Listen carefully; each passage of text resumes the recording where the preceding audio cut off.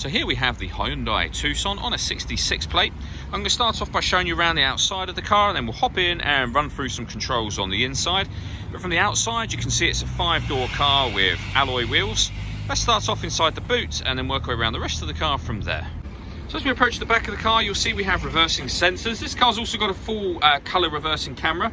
Plenty of boot space as well, along with that 60/40 split folding rear seat, and then underneath this tray section a full-size alloy spare wheel. Okay, so we're going to work our way back round to the front of the car, and then we'll hop in and run through some controls on the inside. But now that we've done a full circle of it, you can see it's in excellent condition the whole way round.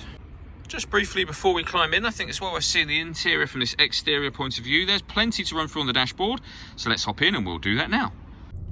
Okay, now that we're inside the car, we're going to start with the dials. On the left-hand side, we have the rev counter, and on the right-hand side, the speedometer and fuel gauge. In the middle, you can see the total miles of this car, which are 8,013. You can change information displayed above that by using a button on the steering wheel for various different bits of trip computer information, fuel economy information, and that digital readout for the speedometer as well. And there are other menus available, so satellite navigation, vehicle systems, audio, your service menu, and also user settings as well. We back out to the steering wheel. On the left hand side we have stereo controls and phone controls, and on the right hand side we have the buttons I was using just a moment ago, as well as cruise control and speed limiter as well. Over in the middle we've got the touch screen for the car. So when it comes to the radio, we have AM, FM and DAB, as you can see. If you want to listen to your own music, just hit this media button. Nothing is connected at the moment, so nothing will come up, but we have auxiliary input, USB input, and also you can stream your music wirelessly via Bluetooth audio. If I pop the car into reverse, you'll see we have a full colour reversing camera. This car has also got satellite navigation. That's accessed via these buttons. There's a full video showing exactly how that works on both our website and our Facebook page. Working our way down, we have dual zone climate control. So you can adjust the passenger and driver temperatures.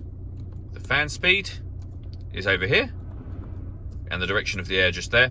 When you're happy with all of those settings, that button turns the air conditioning on and of course off again, or this one puts it onto auto, which means the car will take full control of the fan speed and the direction of the air in order that it maintains the temperatures that you've asked for, and you can override that at any time you wish to. We've also got a heated driver and passenger seat, both with 3 different heat settings each.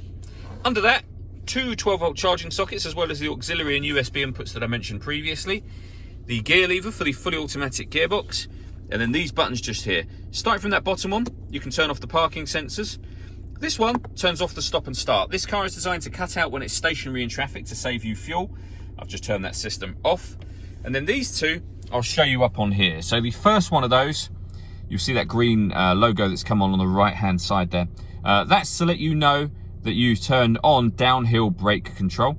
And the button above that will put the steering mode in sport or normal, and you can see it says sport within the rev counter. So normal would be that light not being on, and to turn off downhill brake control, just press the button and that green symbol will go. All that leaves me to say is thank you for taking the time to watch this video. If you'd like to come and see the car in person and have a test drive, please feel free to call any of our MJA sites. We'd love to hear from you soon.